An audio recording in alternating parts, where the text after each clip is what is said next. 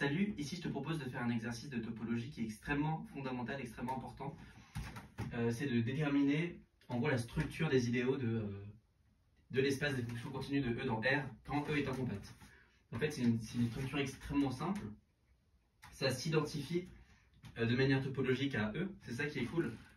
C'est qu'en fait, avec une bonne topologie sur l'ensemble des idéaux maximaux de C de E de R, on voit que c'est homéomorphe à E. E qui est l'espace compact. Donc ça c'est cool. Et en fait on va montrer que ça va être les MX qui sont les noyaux de l'évaluation en X. Ok. Être un idéal maximal, c'est équivalent d'être le noyau d'un morphisme surjectif valant dans un corps.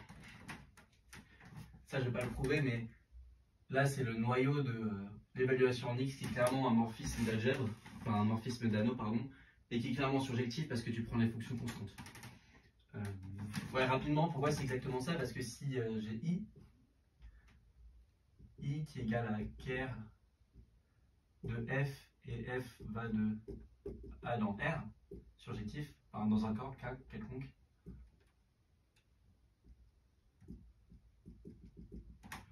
alors j'ai que A sur I est isomorphe à K.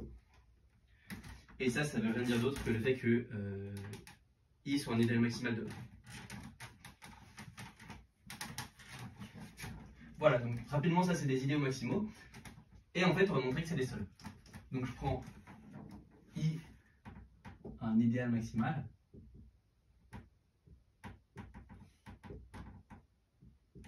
Alors, quel que soit X dans E, un idéal maximal, il est inclus dans aucun autre idéal maximal, sauf s'il est égal à E. Donc, ce que j'ai, c'est que I est inclus, enfin, n'est pas inclus. N'est pas inclus dans MX.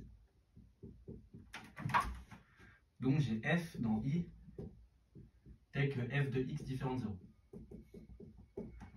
J'associe. En fait, ce qu'on fait normalement, c'est qu'on prend pour chaque point une fonction d'idéal qui est non nulle dans ce point.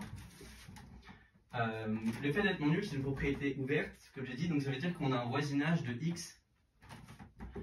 On a un voisinage de X où F est non nul. On fait ça pour tout X. Bon, bah, comme on a un truc de compacité, on peut réunir un nombre fini de fonctions, tel que l'endroit où elles sont non nulles, ça fait un recouvrement de E.